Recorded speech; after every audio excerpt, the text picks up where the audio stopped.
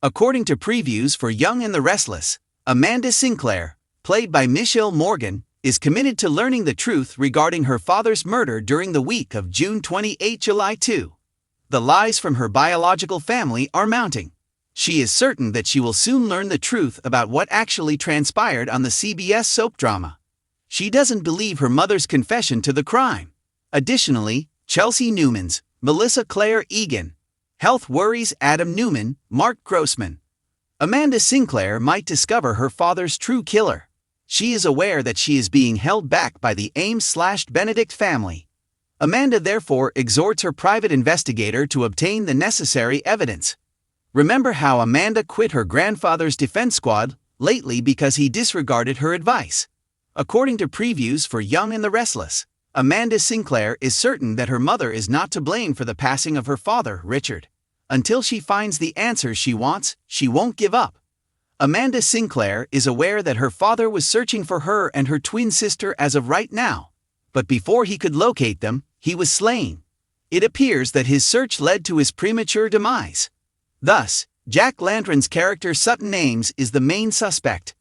Early indications suggested a relationship to Newman Enterprise, but that notion swiftly collapsed. Amanda tries to crack her grandfather's tough exterior by confronting him again the next week.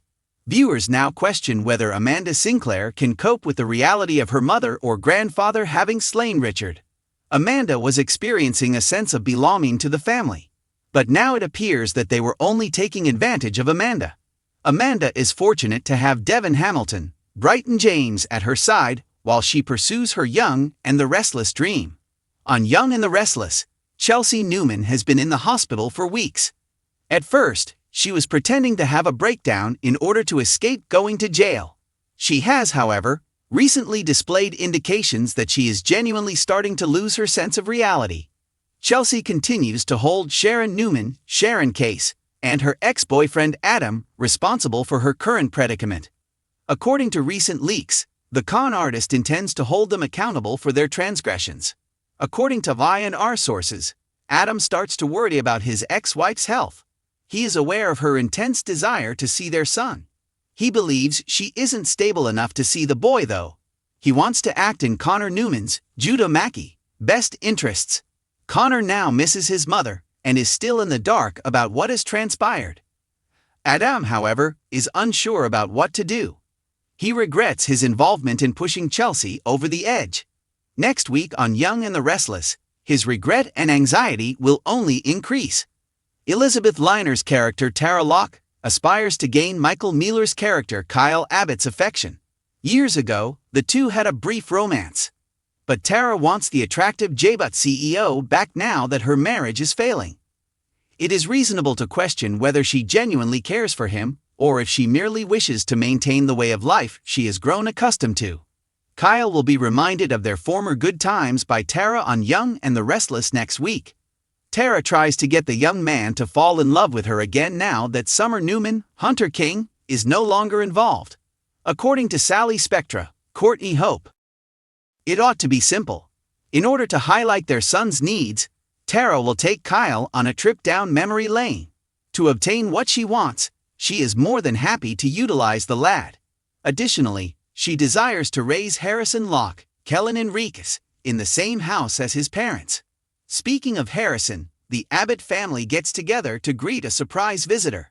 She believes that by removing Summer from the scene, she might entice him back to her. According to spoilers for Young and the Restless, Peter Berkman's character Jack Abbott is overjoyed to have a grandson. When the child is around, he can't help but smile. In order to formally meet Harrison, he will plan a family get-together. The child at TGP had a brief conversation with Jason Thompson's character, Billy Abbott. However, he will now be able to spend time with his mother and Harrison.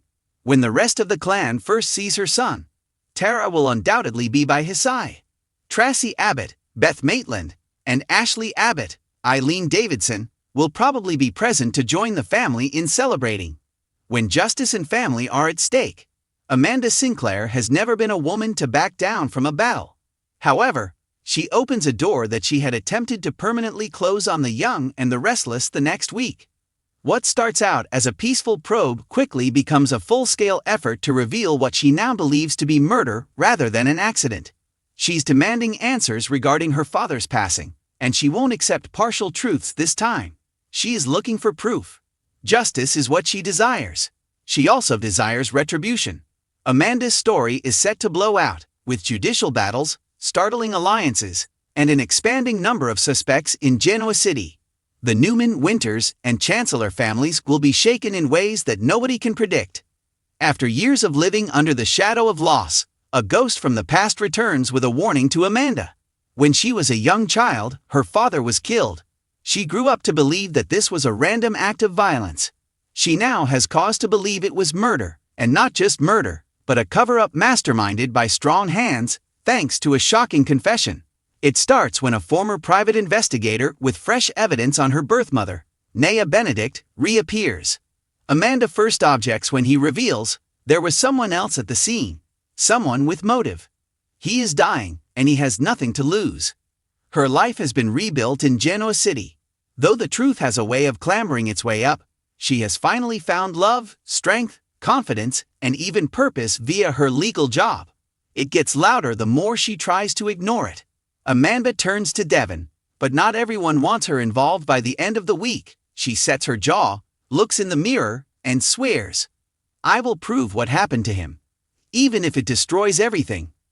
Devon is Amanda's first stop, because he is the one who knows justice the best. He recalls what it was like to lose Hillary, to feel as though a parent had been taken from you, and to live with answers that never felt quite enough. Devon actually pays attention. This time though, the risk makes him uneasy. Amanda wants access rather than pity. Devon's network, Devon's impact, Devon's financial assets, and he unwillingly offers them, because their relationship is currently precarious. They have put a lot of effort into restoring trust. Additionally, this probe raises the possibility of reopening scars, some related to her family and others involving their own prior transgressions. Abby, who has turned into an unexpected confidant, advises Amanda to put her own safety first in the meantime. If the people pursuing you are still alive, don't go chasing ghosts. However, Amanda has already decided what to do. The first big hint. A name everyone thought was gone. Amanda discovers a name associated with the initial case while searching through old documents. A former employee of Newman's who had something to do with her father's last days. A man who abruptly reappeared in a lavish Chicago mansion shortly after the incident. The time frame doesn't match the original police report. A sealed settlement was paid months after her father's death. The law company handling the case had connections to Victor Newman's business empire at the time, and she begins to connect the dots that no one else dared to. Is Victor involved, or was the cover-up planned by someone working beneath him? In any case, Amanda has ventured into perilous ground. Michael Baldwin and Victor learn of the investigation. Amanda isn't the only one conducting research. Victor finds out as soon as she begins to ask questions. Victor Newman always knows who is sticking their nose where they shouldn't, not because he's interested. She gets a visit from Michael Baldwin. Not as a foe, not as a danger, however, as a caution. If you're correct, justice won't result from this. War results from it. Amanda looks him in the eye, unflinching and unwavering. And war never ends where you think it will. Perhaps it's time it does. Lily and Billy meet up with the investigation. What will happen next week? Billy Abbott, who knows something explosive when he sees it, is caught by Amanda observing her meeting with a source. Oh, he smells a narrative, but he doesn't want to take advantage of her suffering. Now unsure of her relationship with Billy, Lily gently cautions him from entangling Amanda in a public dispute. However, Billy begins making his own connections, and what he discovers may be more significant than Amanda's quest for the truth.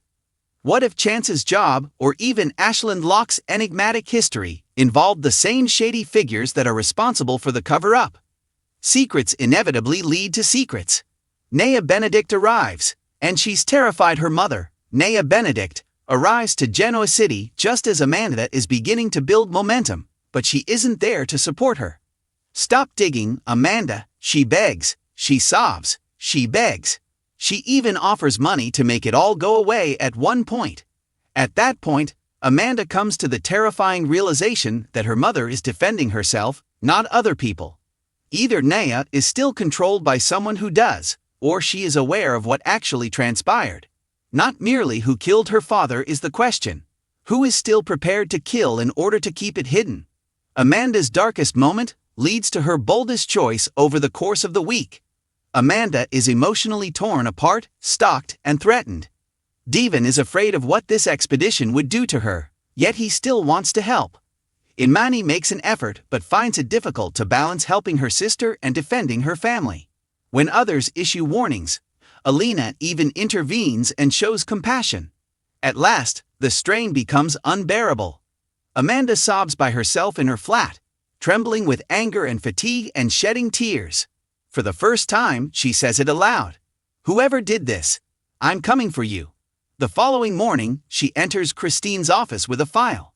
Not as a daughter in mourning, not in the role of a victim. However, as a lawyer, she is prepared to make this the case of her life. The week's last scene. The evidence that makes all the difference. Amanda is just getting ready to file a lawsuit when she receives a call from an unidentified number. "I have the evidence you're looking for, but you're not going to like who it leads to." A low voice adds, asking who they are. The voice just responds, "Come see me tomorrow." The line ends, "Bring no one." Amanda remains still, horrified, determined. Moreover, she is stronger than ever, because she is now coming out of the shadows of someone else's secrets after years of hiding there. A shocking possible connection to a major Genoa City power player. Evidence that could unravel a decades-old crime. Tension between Amanda and Devon that could alter their future. Victor and Michael getting ready for a battle they hoped would never come. A potential new suspect. Someone nobody expected. And Billy and Lily, finding themselves perilously close to the truth, were all part of Amanda's journey. It's all about power now. And until every last secret is revealed, she isn't going to give up. Since Amanda Sinclair has had enough of being courteous, she has had enough of waiting. She has also stopped allowing others to write her tale. She transforms into something completely different the following week. Not a victim, not a daughter, not an attorney. However, the woman who ultimately reclaims all of the things that were taken from her family.